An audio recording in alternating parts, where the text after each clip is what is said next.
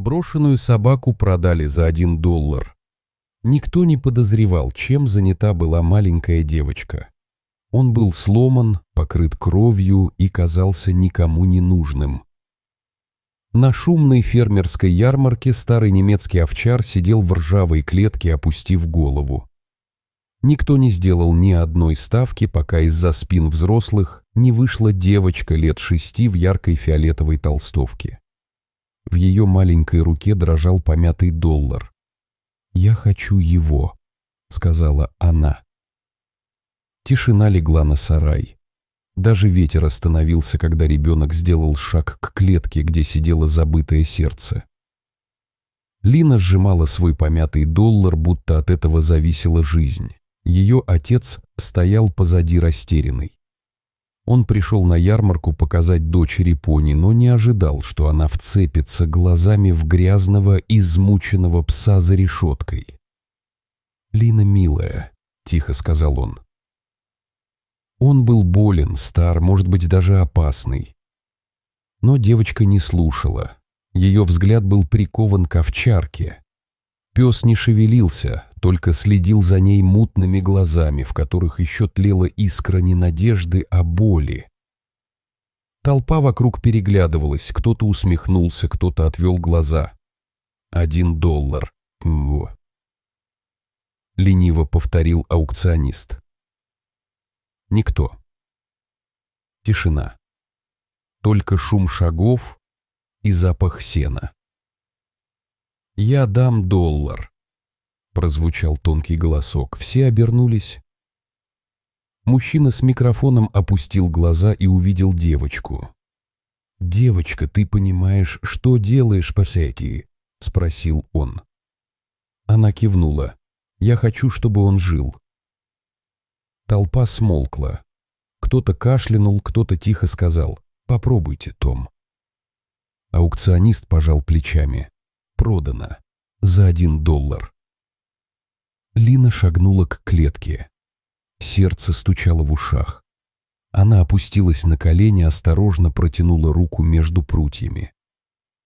«Привет», — прошептала она. «Я теперь с тобой». Пес дрогнул, потом медленно наклонил голову и коснулся ее пальцев. Его дыхание было тяжелым. Шерсть липла к коже от крови и грязи, но впервые за долгое время он не отпрянул. Лина улыбнулась. Ее отец стоял рядом, не зная, что сказать. В этот момент он понял. Этот пес уже не был просто собакой. Он стал началом чего-то, что изменит их обоих навсегда.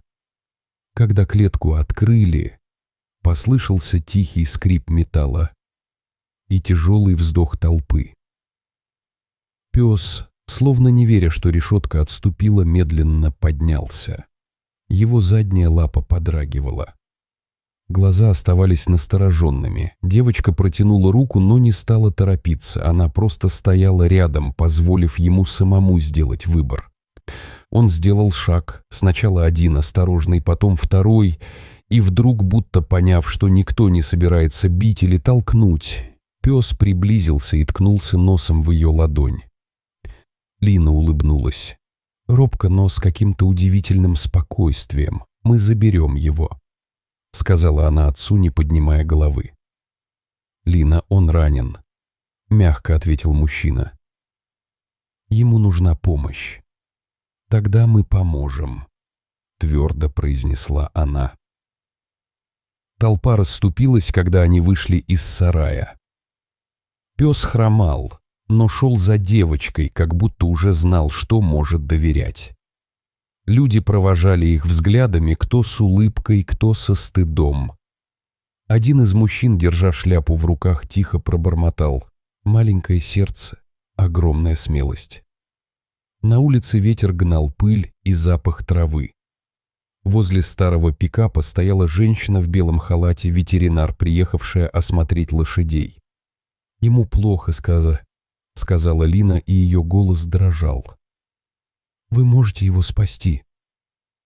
Женщина присела рядом, посмотрела псу в глаза. него есть шанс. Но нам нужно срочно в клинику». Отец Лины кивнул. «Мы поедем с вами». Так началась дорога, о которой никто не знал, куда она приведет. Пес лежал на заднем сиденье. Голова покоилась у девочки на коленях. Каждый раз, когда машина подпрыгивала на ухабе, Лина гладила его за ухом. «Все хорошо, Шанс», — шептала она. «Все будет хорошо, слышишь?» Он не отвечал. Но дыхание стало ровнее. В клинике ветеринар долго работала. За окном стемнело, отец Лины сидел в коридоре, держа дочку на руках. Она не спала. Глаза были красные, но она не отходила. Наконец дверь открылась. Женщина сняла перчатки и устало улыбнулась. Он будет жить, ему нужно время, но он боец. Лина тихо вздохнула, будто только теперь позволила себе дышать. «У него есть имя?» — спросила она. «Нет», — ответил отец. «Тогда я назову его Шанс», — сказала девочка. Потому что она дала ему шанс. Врач улыбнулась. Шанс. Красивое имя для нового начала. Той ночью Лина уснула, держа пса за лапу. Его дыхание звучало рядом, как обещание, что теперь они будут бороться вместе против всего, что сделало его таким сломанным. Прошла неделя. Каждый день Лина приходила в клинику с утра, как только заканчивала завтрак. Она сидела рядом с клеткой, где теперь лежал Шанс. Чистый, ухоженный, с перевязанной лапой. Его глаза больше не прятались в тени. В них появился свет, осторожный, но настоящий. Иногда он клал голову ей на колени, иногда просто лежал, слушая, как она рассказывает ему истории. «Знаешь, мама говорит, что добро возвращается», — шептала она.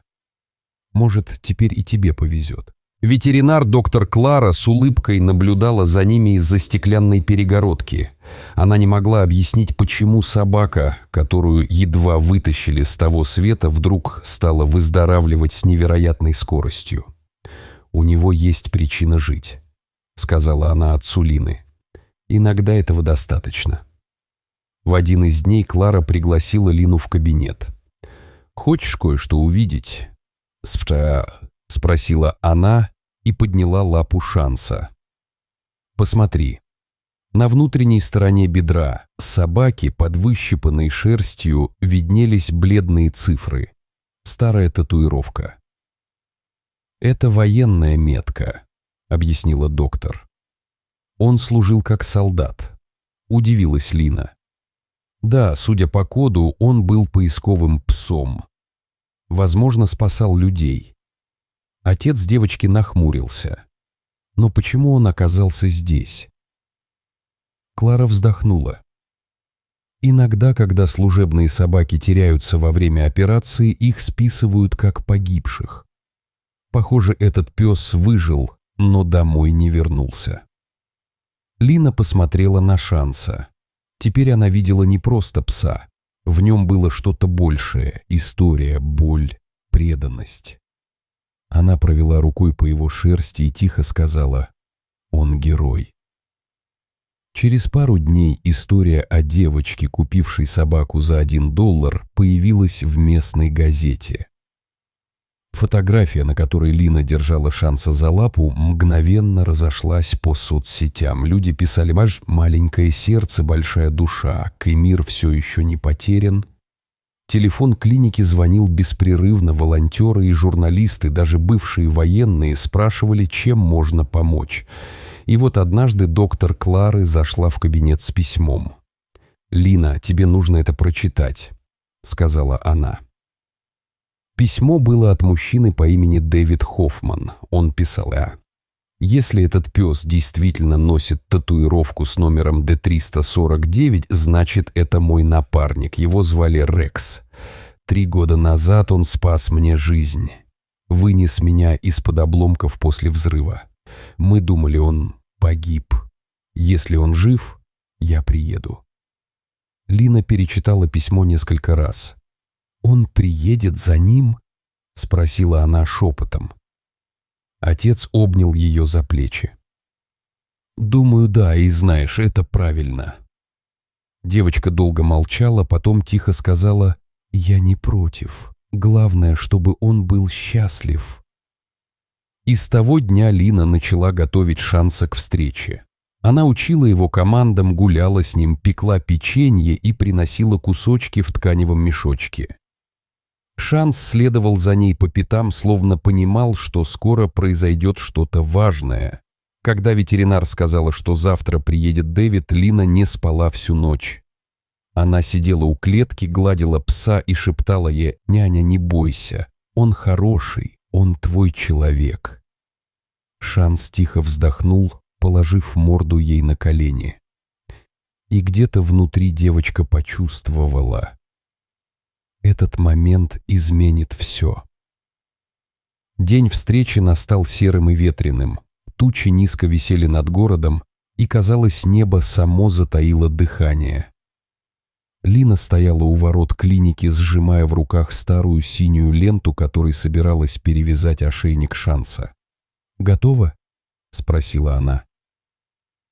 Пес посмотрел на нее снизу вверх. Хвост слегка дрогнул. Он, словно чувствуя, что сегодня все изменится, подошел ближе. Через несколько минут у обочины остановилась старая темно-зеленая машина. Из нее медленно вышел мужчина с седыми волосами. Он опирался на трость. Его шаги были тяжелыми, но в глазах что-то родное, глубокое, будто он искал потерянную часть себя. «Это он», — шепнула доктор Клара. Мужчина посмотрел на пса, и воздух словно застыл. Шанс поднялся настороженно, потом моргнул, словно узнал запах. Ушки поднялись, хвост замер, и вдруг он сорвался с места. Хромая, но с ускорением, он бросился к мужчине. «Рекс», — прошептал Дэвид, голос дрожал. Они встретились посреди двора. Пес поднялся на задние лапы и ткнулся носом в его грудь. Мужчина опустился на колено, обнял его, закрыв глаза. «Ты жив?» — выдохнул он. «Черт возьми, ты жив!» Толпа у ворот, включая сотрудников клиники, замерла. Кто-то плакал, кто-то снимал на телефон. Лина просто стояла, держа ленту и улыбаясь сквозь слезы. Дэвид поднял взгляд и встретился с ее глазами. «Это ты спасла его?» — спросил он.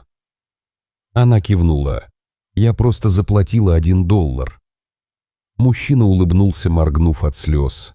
Иногда $1 стоит целой жизни. Они вошли в здание. Доктор Клара рассказала Дэвиду о лечении, о том, как Лина каждый день приходила, как пес перестал бояться. Он был бойцом, на миссиях он находил людей под завалами, спасал раненых, а потом взрывался. Я думал, его разорвало. Когда очнулся, мне сказали, что собака не выжила. Он выжил, сказала Клара, и теперь снова дома. Вечером они втроем сидели на крыльце клиники. Лина гладила Шанса. Дэвид держал в руках кружку с кофе. Молчал. «Не знаю, как отблагодарить, Сокопя», — наконец произнес он. «Ты вернула мне не просто собаку, ты вернула мне часть моей души». Лина посмотрела на него и сказала: «Я думаю, он принадлежит вам обоим».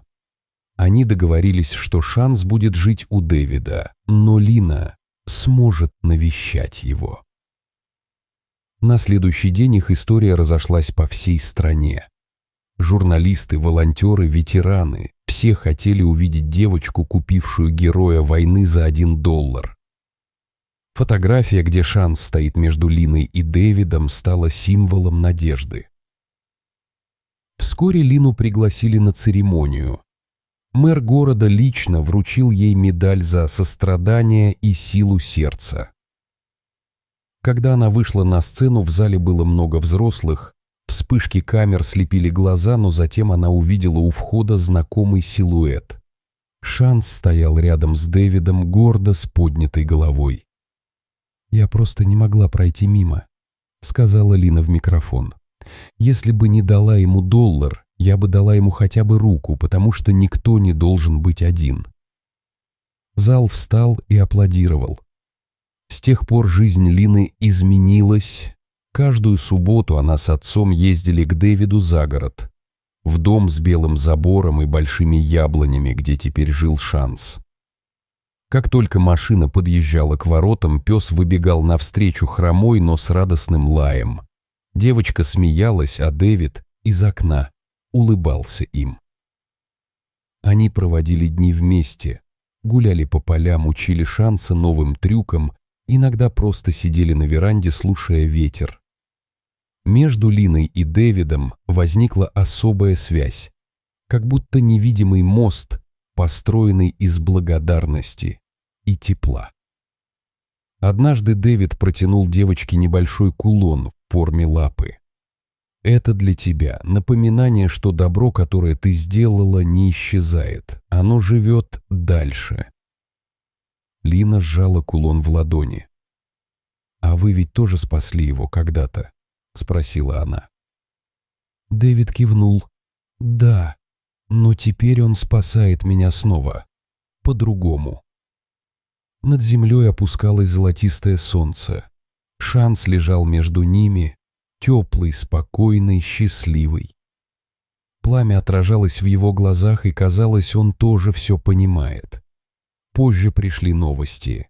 История Лины вдохновила сотни людей жертвовать деньги приюту. Ее отец не сдержался от слез. «Видишь? Иногда одно доброе решение меняет не одну жизнь». «Знаю», — ответила она, — «но я просто хотела, чтобы он жил». Через неделю Лина и ее класс поехали в приют. Девочка рассказывала одноклассникам о Шансе, показывала фотографии, а потом подошла к клетке, где дрожал еще один пес. Маленький черный щенок с большими глазами.